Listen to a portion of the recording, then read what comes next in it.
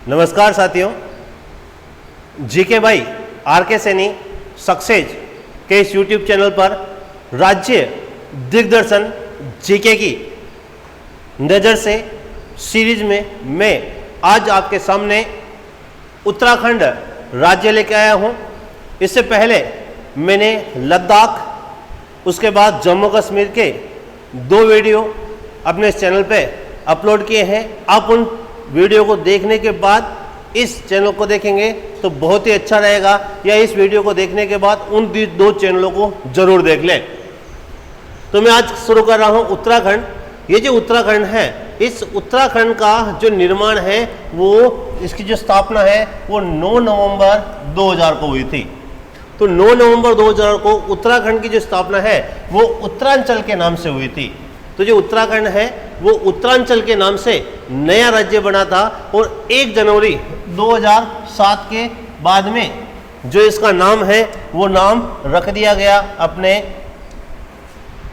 उत्तराखंड। तो पहले इसका नाम उत्तरांचल था, फिर 1 जनवरी 2007 के बाद में इसका नाम क्या हो गया, उत्तराखंड हो गया।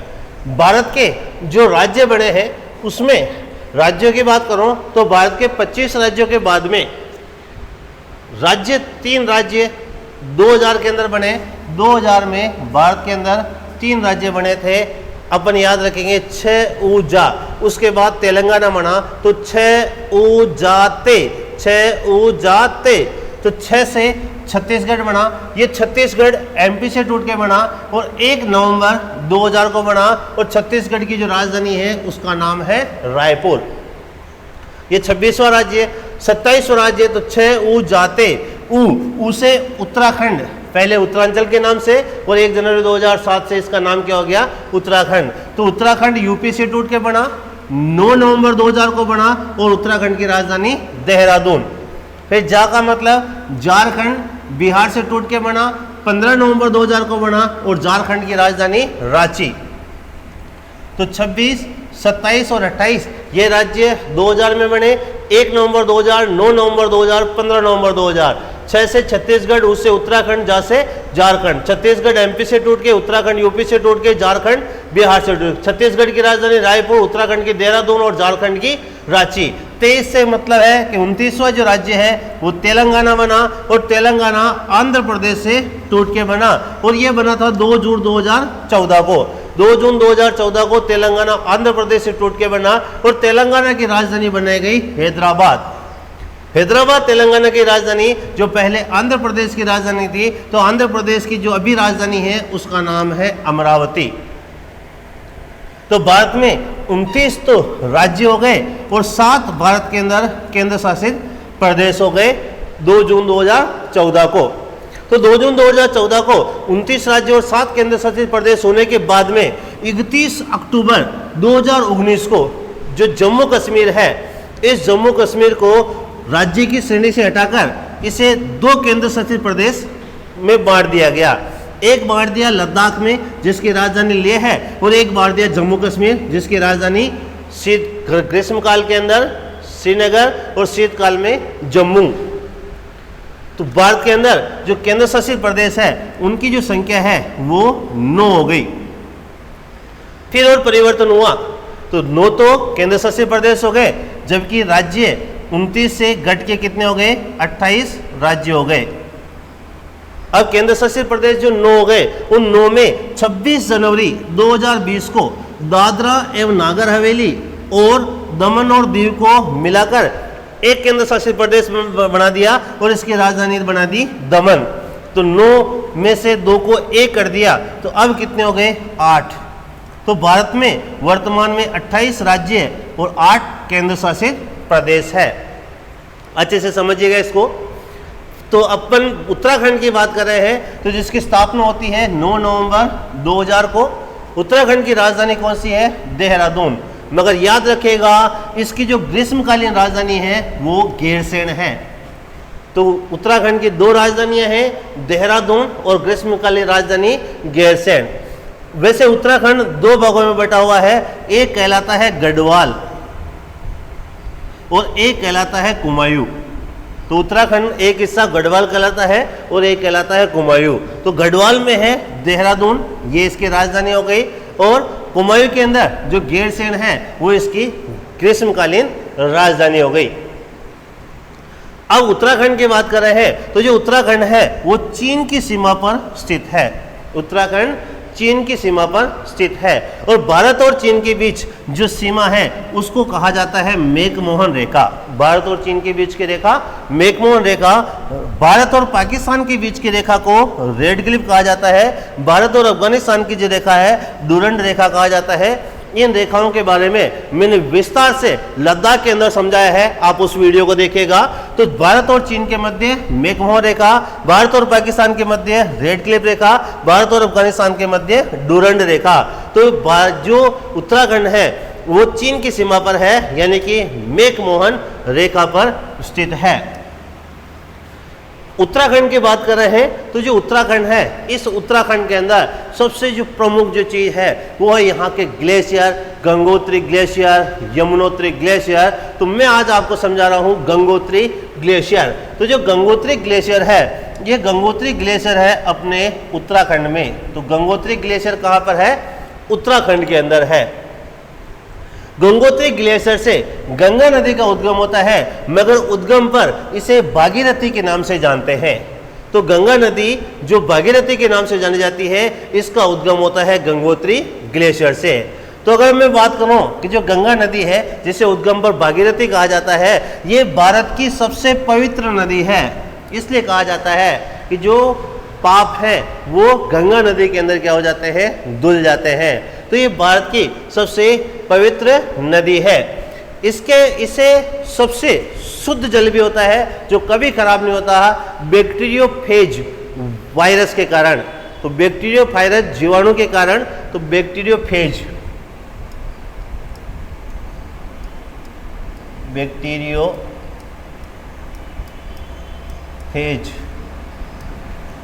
तो बैक्टीरियोफेज जीवाणु के कारण ये नदी का जो पानी है वो कभी भी खराब नहीं होता। तो भारत की सबसे पवित्र नदी है, सबसे शुद्ध जल माना जाता है।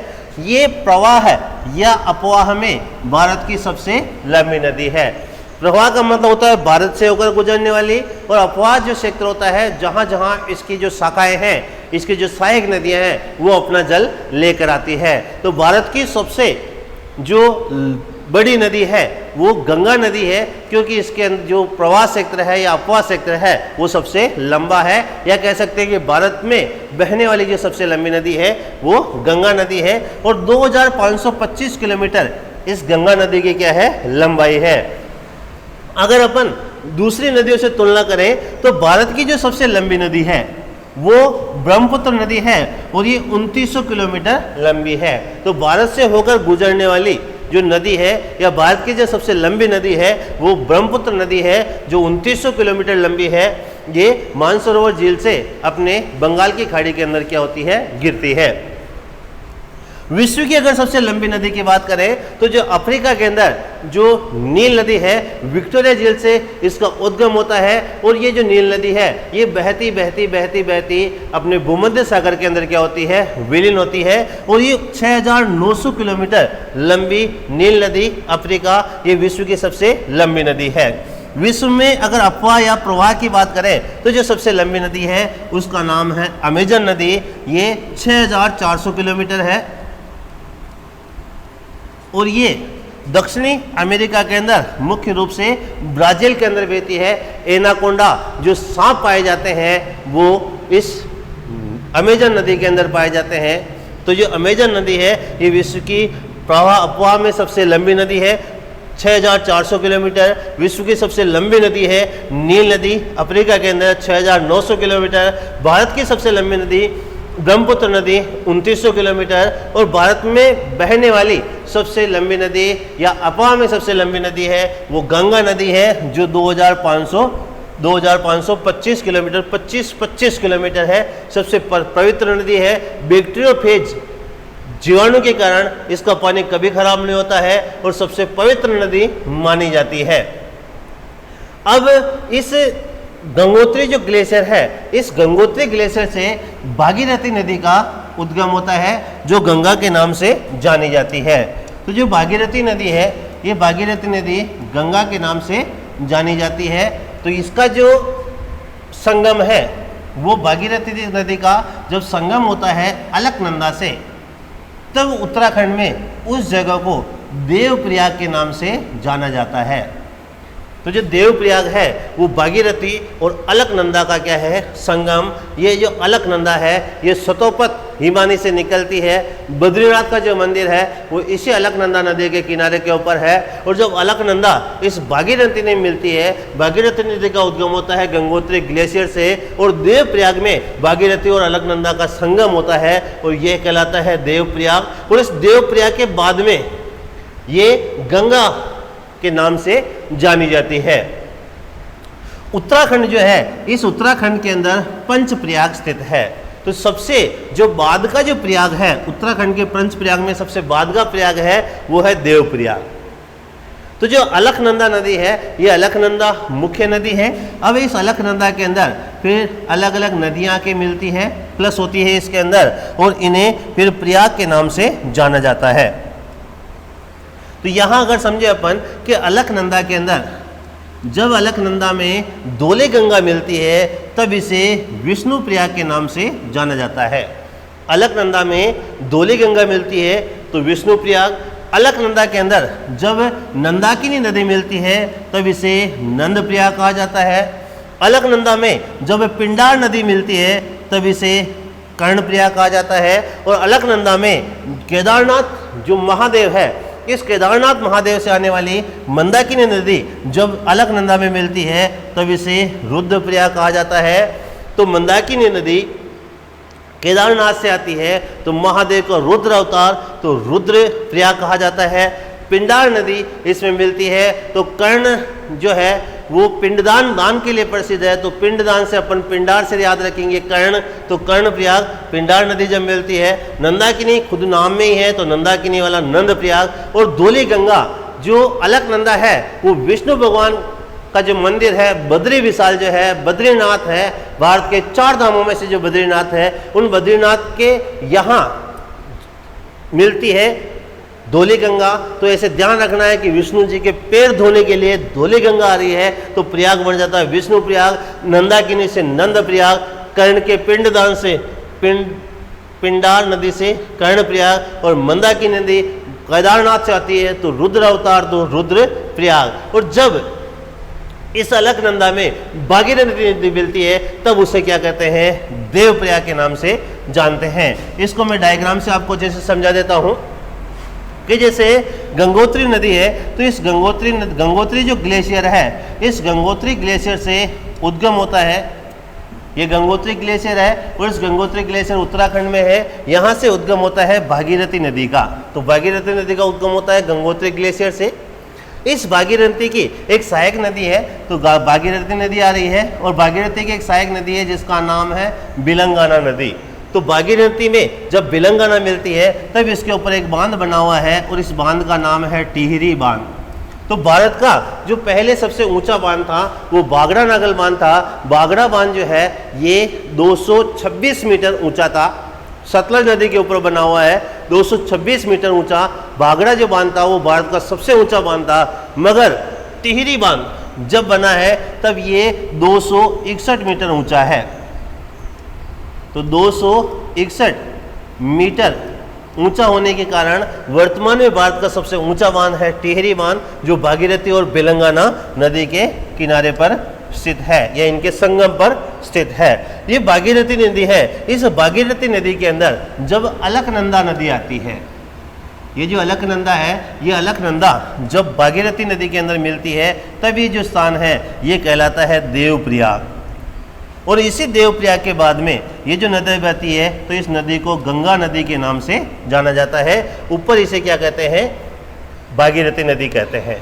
फिर मैंने बताया कि जैसे सतोपत हिमानी है, इस सतोपत हिमानी में अलकनंदा नदी के किनारे पर अपनी बद्रीनाथ का मंदिर है जिसे अपन बद्री विशाल भी कहते हैं, भारत के 4 धामों में से एक।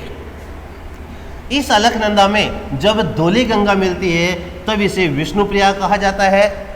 जब अलकनंदा में नंदाकिनी नदी मिलती है तब इसे नंद प्रयाग कहा जाता है। जब इसमें पिंडार नदी मिलती है तब इसे कर्ण प्रयाग कहा जाता है। और जब इसमें केदारनाथ जो मंदिर है, इस केदारनाथ मंदिर से आने वाली मंदाकिनी नदी मिलती है तब इसे रुद्रप्रयाग के नाम से जाना जाता है। तो वापस से समझिए कि जो विष्णु प्रयाग है वो विष्णु प्रयाग हम किसे कहेंगे, तो विष्णु प्रयाग कहा जाएगा जब अलकनंदा में धौली गंगा मिलती है। नंद प्रयाग कहा जाएगा जब अलकनंदा के अंदर नंदाकिनी मिलती है। कर्ण प्रयाग कहा जाएगा जब अलकनंदा में पिंडार नदी मिलती है। और रुद्र प्रयाग कहा जाएगा जब अलकनंदा के अंदर मंदाकिनी नदी मिलती है। बद्रीनाथ अलकनंदा नदी के किनारे स्वतोपथ हिमानी से उद्गम होता है अलकनंदा का। मंदाकिनी नदी के किनारे केदारनाथ। और टिहरी बांध भागीरथी और बिलंगाना नदी के संगम पर। तो ये गंगा नदी के ऊपर स्थित उत्तराखंड के पंच प्रयाग कहलाते हैं। मैंने आपको बताया कि जो गंगा नदी है, तो इस गंगा नदी का विस्तार और इसका जो वर्णन है वो मैं आपको समझाने जा रहा हूँ। उसको समझिए कि जैसे ये यहाँ तक ये जो एरिया है, इस एरिया के आगे अब ये गंगा नदी हो गई, तो आगे अब क्या हो गई, गंगा नदी।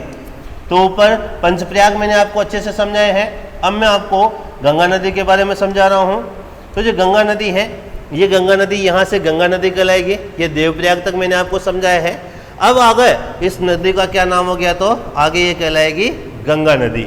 तो गंगा नदी के ऊपर ऋषिकेश है। ये ऋषिकेश गंगा नदी के ऊपर जहाँ पर लक्ष्मण झूला राम झूला स्थित है। फिर यहाँ पर हरिद्वार आता है और इस हरिद्वार से अब जो गंगा नदी है ये समतल भूभाग पे बहने लगती है। तो गंगा नदी समतल क्षेत्र पर बहती है, कहाँ से, हरिद्वार से। फिर इस गंगा नदी की जो पहली सहायक नदी है उसका नाम है रामगंगा। तो जो रामगंगा नदी है वो कन्नौज अपने यूपी के अंदर किस में मिल जाती है, गंगा में। ये गंगा की पहली सहायक नदी है। कन्नौज को कान्य कुब्ज भी कहा जाता है। इसे इत्र का शहर भी कहा जाता है। कान्य कुब्ज कन्नौज का प्राचीन नाम, इसे इत्र का शहर भी कहा जाता है। कन्नौज प्रसिद्ध रहा है त्रिपक्षीय संघर्ष के लिए। लगभग 150 वर्षों तक त्रिपक्षीय संघर्ष चला था, जिसमें दक्षिणी भारत का राष्ट्रकूट वंश, बंगाल के पाल और अपने उत्तरी भारत के जो प्रतिहार है, तो प्रतिहारों, पालों और राष्ट्रकूटों के बीच 150 वर्षों तक जो संघर्ष चला था उसे त्रिपक्षीय संघर्ष कहते हैं। वो किसके लिए चला था, कन्नौज यूपी के लिए चला था। जयचंद गढ़वाल जिसने पृथ्वीराज चौहान के साथ में गद्दारी की थी और सहयोगिता के जो पिता थे, पृथ्वीराज और सहयोगिता की प्रेम कहानी अमर है। तो सहयोगिता के जो पिता है जयचंद गढ़वाल, जिन्होंने मोहम्मद गोरी का साथ दिया था 1192 के त्रैन के युद्ध में, तो वो भी कहाँ के राजा थे, कन्नौज के। इसके बाद में जो अपन इलाहाबाद है, जो वर्तमान में प्रयागराज के नाम से जाना जाता है, इस प्रयागराज के अंदर यमुना नदी आके मिलती है। तो प्रयागराज में यमुना नदी मिलती है। यमुना नदी यमुनोत्री ग्लेशियर से आती है। तो यमुनोत्री ग्लेशियर से यमुना नदी आती है। और प्रयागराज के अंदर जो इलाहाबाद है, प्रयागराज यूपी, ये किस में मिल जाती है, गंगा के अंदर मिल जाती है। यही एक विलुप्त सरस्वती नदी को भी, विलुप्त सरस्वती जो नदी है, इसका भी यहाँ पर संगम माना जाता है। इसलिए इसे गंगा, यमुना और सरस्वती का संगम कहा जाता है प्रयागराज।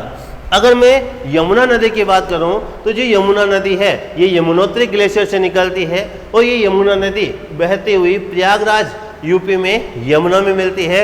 इस यमुना नदी की जो प्रमुख 3 सहायक नदियां हैं, चंबल, बेतवा और केन। तो चंबल, बेतवा और केन यमुना की सहायक नदियां हैं और ये यमुना प्रयागराज में गंगा में मिल जाती है। इस यमुना नदी के किनारे के ऊपर आगरा शहर है और दिल्ली शहर है। तो भारत की राजधानी दिल्ली और जो आगरा है वो किस नदी के किनारे पर, यमुना नदी के किनारे के ऊपर। अगर आपसे कोई पूछे कि जो ताजमहल है आगरा का, वो किस नदी के किनारे पर बना हुआ है, यमुना नदी के किनारे पर बना है। और यमुना को कालिंदी नदी के नाम से भी जाना जाता है। इसके बाद में इस गंगा की एक सहायक नदी है जिसका नाम है गोमती नदी, और ये गोमती नदी गाजीपुर यूपी में गंगा में मिलती है। ये गोमती नदी गंगा की ऐसी सहायक नदी है जो समतल भूभाग से या मैदानी भाग से क्या होती है, प्रवाहित होके आती है, या मैदानी भाग से इसका क्या होता है, उद्गम होता है। नदी कौन सी है, गोमती नदी। और छपरा अपने बिहार के अंदर गंगा नदी के अंदर घाघरा नदी आके मिलती है। गंगा नदी में घाघरा नदी आके मिलती है। घाघरा नदी उद्गम पर काली और कर्णाली दो नदियों का मिलन होता है, फिर ये घाघरा कहलाती है, और इसी घाघरा को सरयू के नाम से भी जाना जाता है। घाघरा को ही सरयू नदी के नाम से जाना जाता है। और अपने जो अयोध्या नगरी है, अयोध्या, ये जो अयोध्या नगरी है वो इसी सरयू नदी के किनारे के ऊपर, तो जो अयोध्या नगरी है वो अयोध्या नगरी सरयू नदी के किनारे के ऊपर है, जिसे ही घाघरा कहा जाता है। और छपरा बिहार के अंदर ये घाघरा नदी गंगा में मिल जाती है। ये जो गोमती नदी है, इस गोमती नदी के किनारे पर ही यूपी की राजधानी है लखनऊ। ये गोमती नदी के किनारे पर है, और गोमती नदी ही ऐसी नदी है एकमात्र जो समतल भूभाग से इसका उद्गम होता है। फिर अगर मैं बात करूं कि जो अपने अमरकंटक की पहाड़ियां हैं, अमरकंटक की पहाड़ियां एमपी में, अमरकंटक की पहाड़ियां एमपी में, यहाँ से नर्मदा नदी का जो उद्गम होता है, ये नर्मदा नदी एमपी और गुजरात में बहती हुई अरब सागर के अंदर विलीन हो जाती है। और ये उधर क्या करती है, एस्चुरी का, नदी जब ऊंचाई से गिरती है तब उसे एस्चुरी कहते हैं, ज्वार नदमुख कहते हैं, खड्डा बना देती है। और नदी जब बहते हुई समतल भूभाग के ऊपर बहती हुई जाती है तब वो अपने तलछट इकट्ठे होने के कारण वो अलग अलग धाराओं में बढ़ जाती है, उस जगह को डेल्टा कहते हैं। तो नदियाँ जब समतल भाग पर बहती है, समतल भाग से समुद्र में मिलती है, तब डेल्टा बनाती है, और जब ऊंचाई में गिरती है तब उसे ज्वार नदमुख या एस्चुरी कहा जाता है। तो नर्मदा नदी, ताप्ती नदियाँ ये एस्चुरी का निर्माण करती है, ये अरब सागर में मिलती है। जबकि अमरकंटक की पहाड़ियों से उत्तरी हिस्से में जो प्रवाहित होकर पटना बिहार में मिलती है, उस नदी का नाम है सोन नदी, और ये सोन नदी गंगा नदी की सहायक नदी है। तो पटना बिहार के अंदर गंगा नदी, तो पटना, गाजीपुर, कन्नौज, हरिद्वार, सोनपुर ये गंगा नदी के किनारे पर स्थित है। तो जो पटना है वो सोन नदी और गंगा नदी के तट पर। अब एक नदी है उसका नाम है गंडक नदी। ये गंडक नदी सोनपुर बिहार के अंदर गंगा में मिलती है, और सोनपुर में भारत का सबसे बड़ा पशु मेला बढ़ता है। तो भारत का सबसे बड़ा पशु मेला सोनपुर बिहार में बढ़ता है। उसके बाद कुर्सेला जो स्थान है, इस कुर्सेला स्थान पर कोसी नदी, कुर्सेला में कोसी नदी अपनी गंगा नदी में मिलती है। ये जो कोसी नदी है इसे बिहार का शोक कहा जाता है। बिहार का शोक कहलाती है कोसी नदी, उड़ीसा का शोक कहलाती है महानदी, और पश्चिम बंगाल का शोक कहलाती है दामोदर नदी। तो जो कोसी नदी है, ये कोसी नदी जिसे अपन बिहार का शोक कहते हैं, ये कुर्सेला के अंदर किसमें मिल जाती है, गंगा के अंदर। फिर गंगा नदी की जो अंतिम सहायक नदी है उसका नाम है महानंदा। गंगा की अंतिम सहायक नदी है महानंदा। तो ये जो महानंदा है ये फरक्का नामक स्थान है अपने पश्चिमी बंगाल। तो इस फरक्का के अंदर ये गंगा में मिलती है, और यहीं पर एक बांध बनाया गया है, और उस बांध का नाम है फरक्का बांध। तो जो फरक्का बांध है ये पश्चिम बंगाल में, और फरक्का बांध किस नदी पर, गंगा और महानंदा नदी पर। तो यहाँ से गंगा नदी दो भागों में विभाजित हो जाती है। एक कहलाती है हुगली नदी, एक कहलाती है हुगली नदी, और एक कहलाती है जिसको अपन पद्मा के नाम से जानते हैं। तो हुगली नदी और पद्मा नदी दो भागों में विभाजित हो जाती है। तो पद्मा नदी के रूप में एक नदी है वो बांग्लादेश की तरफ जाती है, और एक नदी अपने पश्चिम बंगाल के अंदर बहती है जिसका नाम है हुगली नदी। ये जो हुगली नदी है, इस हुगली नदी के किनारे के ऊपर ही अपने कोलकाता शहर है। तो जो कोलकाता है ये पश्चिम बंगाल की राजधानी है। तो कोलकाता पश्चिम बंगाल की जो राजधानी है ये हुगली नदी के किनारे के ऊपर है।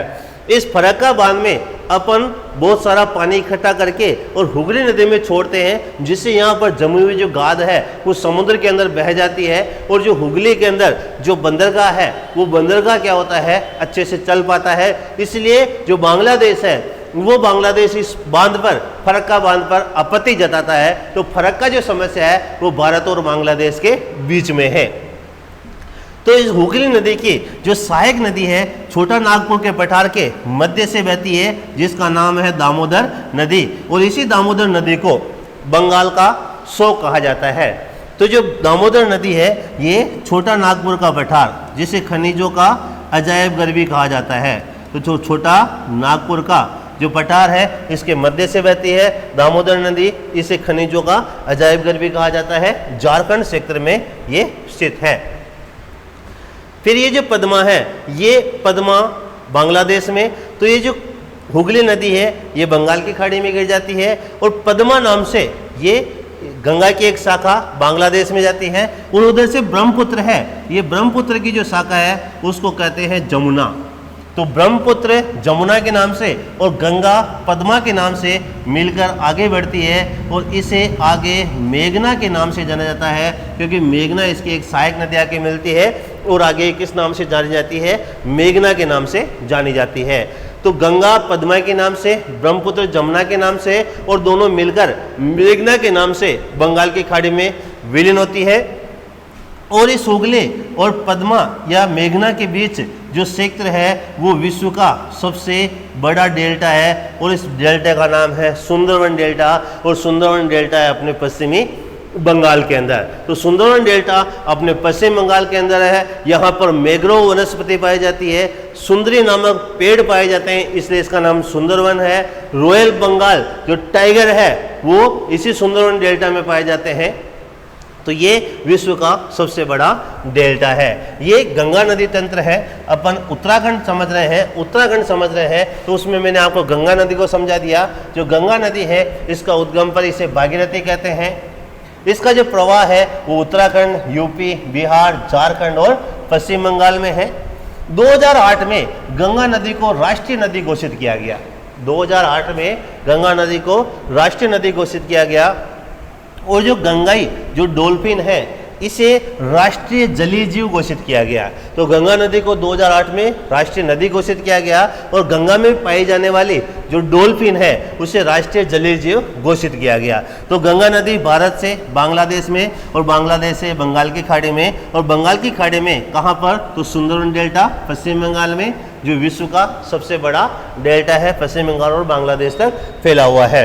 इसकी जो प्रथम सहायक नदी है वो मैंने बताया रामगंगा नदी इसकी प्रथम सहायक नदी है, और इनकी अंतिम जो सहायक नदी है वो महानंदा है। फिर अगर प्रयागराज की बात करें तो प्रयागराज है, वाराणसी काशी विश्वनाथ का मंदिर है वाराणसी में, कानपुर अपने यूपी के जो चमड़ा उद्योग के लिए प्रसिद्ध है, पटना जो बिहार की राजधानी है जहाँ पर सोन नदी इसके अंदर आके मिलती है अमरकंटक की पहाड़ियों से, ये इसके किनारे पर स्थित है। और गोमती नदी एकमात्र ऐसी नदी है जिसका उद्गम मैदानी भाग से होता है। यमुना नदी को कालिंदी नदी के नाम से भी जानते हैं। यमुना की 3 सहायक नदियाँ चंबल, बेतवा और केन। दामोदर नदी जिसे अपन क्या कहते हैं बंगाल का शोक, छोटा नागपुर के पठार के मध्य से आती है और ये हुगली के अंदर मिलती है, इसे बंगाल का शोक कहते हैं। अगर बिहार के शोक की बात करें तो कोसी नदी है, और उड़ीसा के शोक की बात करें तो महानदी है, और विश्व के अंदर जो हुआंगहो नदी है चीन, उसे चीन का शोक कहा जाता है। तो चीन का जो शोक है वो हुआंगहो नदी है।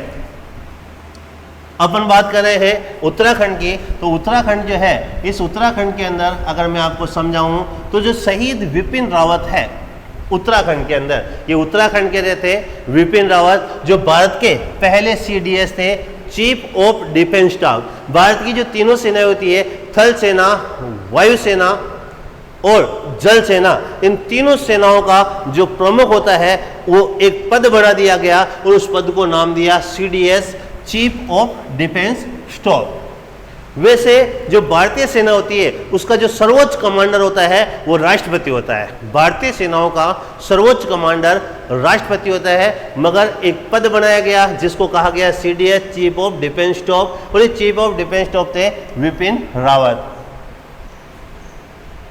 हवाई दुर्घटना के अंदर मारे गए थे, इसलिए इनका अपन शहीद का दर्जा दिया है। शहीद विपिन रावत उत्तराखंड के थे और भारत के पहले CDS chief of defence staff थे और ये तीनों सेना के क्या होते हैं, प्रमुख।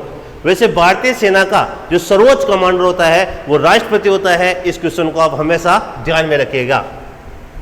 अगर मैं अभी करंट की पोजीशन में बात करूं कि वर्तमान में भारत के CDS कौन है, तो वो है अनिल चौहान। लेफ्टिनेंट जनरल अनिल चौहान वर्तमान में भारत के CDS हैं। वर्तमान में भारत के जो थल सेना प्रमुख है उसका नाम जनरल उपेंद्र द्विवेदी है। तो जो थल सेना होती है उसका प्रमुख कहलाता है जनरल, जो वायुसेना होती है उसका प्रमुख कहलाता है एयर चीफ मार्शल। थल सेना का प्रमुख जनरल, वायुसेना का जो प्रमुख है एयर चीफ मार्शल कहलाता है और नौसेना का प्रमुख कहलाता है एडमिरल। तो अभी थल सेना प्रमुख या जनरल कौन है, उपेंद्र द्विवेदी। वायुसेना प्रमुख यानी कि एयर चीफ मार्शल कौन है, अमरप्रीत सिंह। 3 सितंबर 2024 को अमरप्रीत सिंह जी ने एयर चीफ मार्शल का पद संभाला, वायुसेना प्रमुख बने। नौसेना प्रमुख यानी कि जो एडमिरल है वो है दिनेश कुमार त्रिपाठी। तो भारतीय नौसेना के एडमिरल या नौसेना प्रमुख कौन है, दिनेश कुमार त्रिपाठी। नौसेना प्रमुख दिनेश कुमार त्रिपाठी, वायुसेना प्रमुख अमरप्रीत सिंह, थल सेना प्रमुख उपेंद्र द्विवेदी।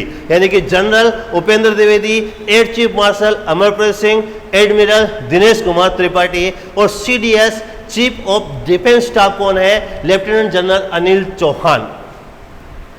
कुछ क्वेश्चन है उसको आप हमेशा याद रखिएगा कि वर्तमान में भारत के जो मुख्य न्यायाधीश है उनका नाम है BR गवई, भूषण रामकृष्ण गवई। ये भारत के 52वें मुख्य न्यायाधीश है, सर्वोच्च न्यायालय के मुख्य न्यायाधीश है और 14 मई 2025 को इन्होंने अपना पद संभाला।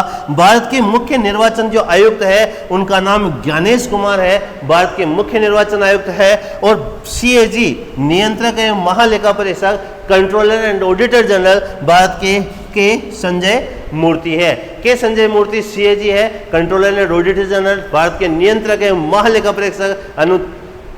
मुख्य निर्वाचन आयुक्त है ज्ञानेश कुमार, मुख्य न्यायाधीश है BR गवई, भूषण कुमार गवई। ये भारत का जो कुछ पदाधिकारी है उन पदाधिकारियों को मैंने आपको समझाने की बात की है। मैं इसी सीरीज में अगला वीडियो लेकर आपके समक्ष जल्द ही उपस्थित होऊंगा।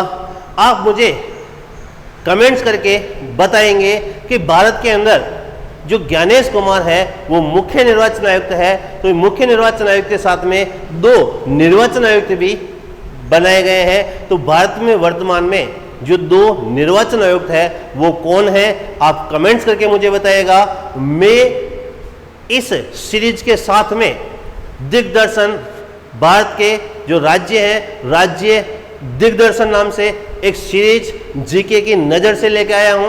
उसमें मैंने लद्दाख समझाया है, जम्मू कश्मीर के 2 वीडियो, मैं छोटे छोटे वीडियो बनाता हूं इसलिए 2 वीडियो जम्मू कश्मीर के मैंने बनाए हैं। फिर मैं उत्तराखंड को लेकर आया हूं। इसके अलावा मैं जो करंट अफेयर्स के बहुत ही शानदार शॉर्ट जो वीडियो है वो मैं लेके आया हूं। भारत का इतिहास, भारत की ज्योग्राफी से संबंधित जो शॉर्ट वीडियो है, भारत के पॉलिटिकल से संबंधित शॉर्ट वीडियो है जो कुछ ही सेकंडों के अंदर जीके को बहुत आसानी से याद कर पाएंगे। बहुत ही शॉर्ट वीडियो के अंदर मैंने भारत का सामान्य ज्ञान जो है वो संरक्षित करने की कोशिश की है। आप उन शॉर्ट वीडियो को देखिएगा। मैंने हर एक जो चीज़ है उस करंट अफेयर्स के लिए मैंने जो शॉर्ट्स बनाए हैं उनको देखिएगा और इसका लाभ लीजिएगा। आप किसी भी एग्जाम की तैयारी कर रहे हो मेरे इन वीडियो को देखिए। मैं history, geography, political, economics, current affairs, art and culture और ट्रेडिशनल जीके को समग्र रूप से लेकर आपको सिखाने के लिए तत्पर हूँ। मेरे इस चैनल को सब्सक्राइब कीजिएगा, वीडियो को लाइक कीजिएगा और कमेंट्स करके बताइएगा आपको क्लासें कैसी लग रही है और भारत के अंदर निर्वाचन आयुक्त कौन है। मुख्य निर्वाचन आयुक्त ज्ञानेश कुमार है और निर्वाचन आयुक्त कौन है। बहुत बहुत धन्यवाद।